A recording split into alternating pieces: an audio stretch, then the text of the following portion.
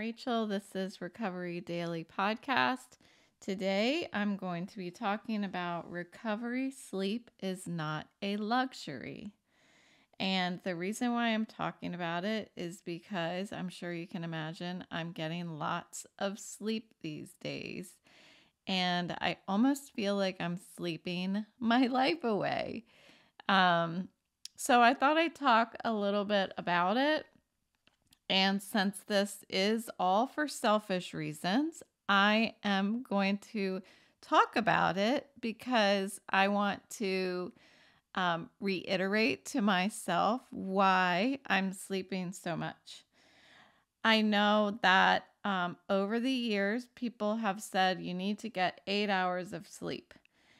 I think that that requirement for a certain length of sleep is actually different per person. I think it depends on how old you are. I think it depends on um, just different characteristics, I think, about each person's body and how much sleep they require.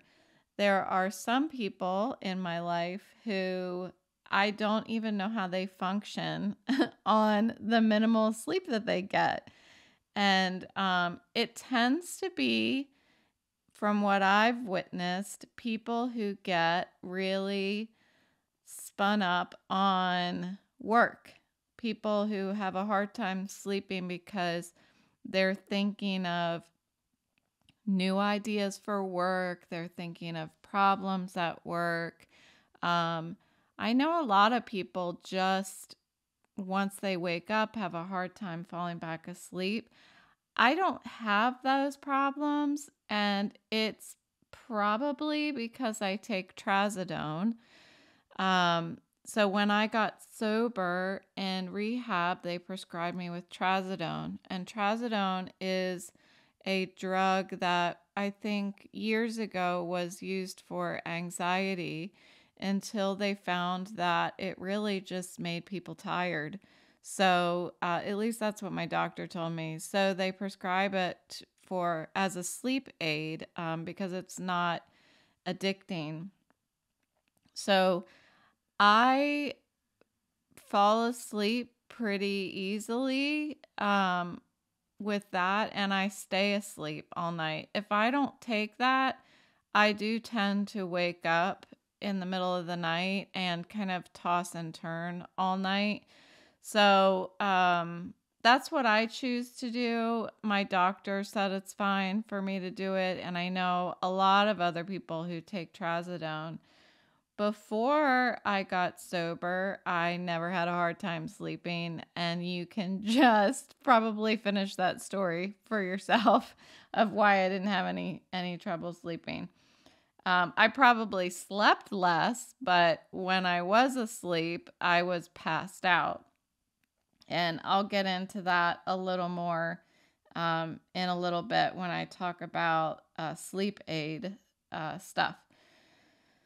So, one thing that I've learned is that the reason why sleep is so important is that what you learn when you're awake is is almost like imprinted on your brain while you're asleep. It's like hitting the save button. So, everything that you've learned once you fall asleep, it's like it becomes, you know, written in stone. I don't know what you call it, the save button imprinted on your head. So it's also important to sleep before you learn. So I liken it to squeezing a sponge out, squeezing all the water out of a sponge, and then setting it out on the counter to dry completely to prepare it for sucking in as much water as possible when you need it to do the job. So that's what I, in my head, compare it to. So sleep is not a luxury. It actually does something for us. It's a benefit, And most importantly, in my situation, sleep helps my brain build the new connections between the neurons. So it's called neuroplasticity. Now I'm not a doctor. Obviously, I've mentioned that before. If I was, I wouldn't be doing podcasts, I'd be doing surgeries. However, what I've learned is that it's called neuroplasticity. And so when I had my stroke, part of my brain doesn't function anymore. So other parts of my brain have to learn how to do the things that the parts that are damaged used to do.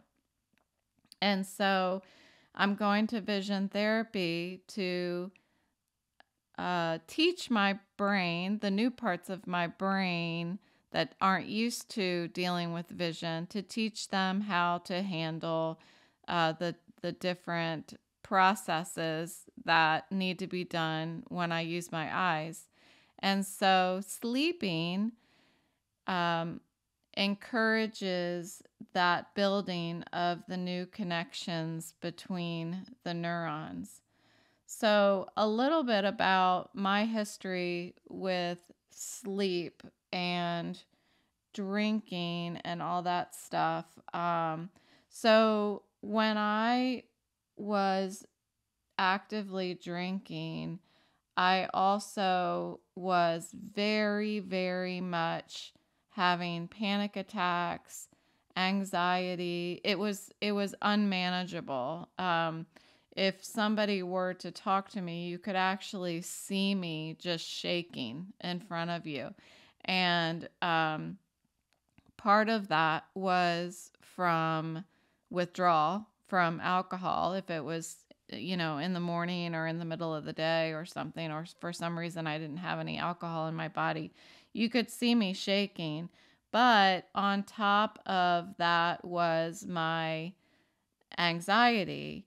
And as I continued to drink and I continued to not be able to subside the anxiety because my medication wasn't working, because I was drinking, it just continued to get worse and worse. And so I had lots of different symptoms of anxiety, um, things like panic attacks. So I would also have this feeling like, uh, almost like my heart was like skipping a beat and I would get pressure in my neck. It was, I think, very correlated to a panic attack.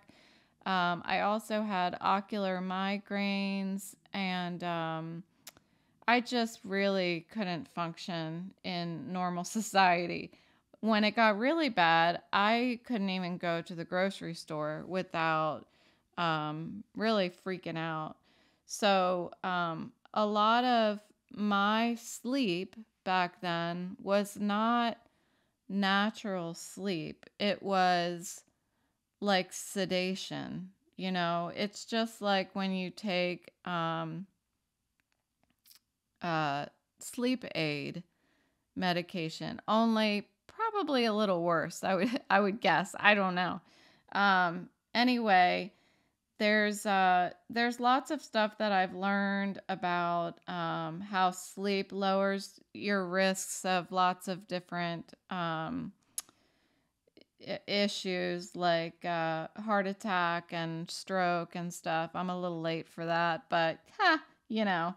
Um, so the sleep aid drugs, what I've heard about the sleep aid drugs are that they slow your brain down, and it's being drugged. It's very similar to alcohol induced sleep. So what I learned is that natural sleep, when you fall asleep with no aids, your brain is actually very active. And so this is why it's making the new connections, like in my case, making the new connections, and the things that you've learned is being imprinted on the brain and all of that stuff. So it's a very active activity to be asleep naturally. So I thought that was really interesting and thought that I would share about it. So what I've been doing is I've been trying to sleep at least 2 hours per day a nap. It's best if I sleep 3 hours in the day. I just can tell that it feels better in my head if I sleep for 3 hours instead of 2 hours, but the pooches don't always let me do that. They have been more and more as we practice each day.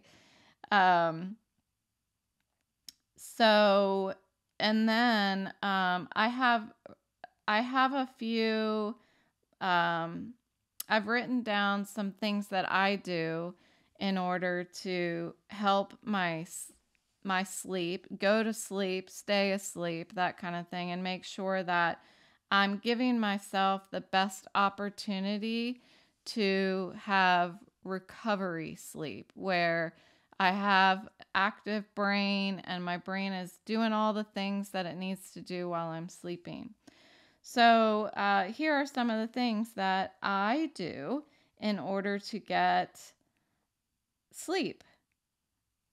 So I typically go up to my bedroom at 8:30. So having consistency in when I go to sleep and when I get up. So this is where you're going to notice as I talk about these things, this is where my overachiever mentality shines. So no joke. I go up to sleep at 8:30. I go upstairs to the bedroom at 8:30, and I have a process that I follow, and then I'm probably asleep by 10. It's been getting later and later because I do my podcast now, but and then I get up consistently every single morning of the entire year on weekends and holidays at 6:25 in the morning. And there are a couple reasons for that. Number one is that I have two adorable pooches that have gotten used to us getting up at 6:25. And so we get up, we go out and have our poo-poos and potties, and then we have breakfast, and then they have breakfast. I do not have breakfast. I can't eat until like noon. Side note. But anyway, then we go back upstairs and we have cuddle time. So cuddle time means, so I've skipped to morning. I'll get back to night in a minute. So cuddle time means that mommy, that's me, is going to log on to the computer and go to a 7 a.m. Zoom meeting for my sobriety recovery. So I do my 7 a.m. recovery meeting every morning, even on weekends and holidays. I think I missed one over the past year because I had guests, and my boyfriend was talking to one of the guests, and I felt like it was important for me to be down there too. So that was the only meeting that I missed. So that's the kind of consistency that I have in my day. And the pooches sleep while I do that. And then we start our day after that. So that's about 8 o'clock when I start functioning.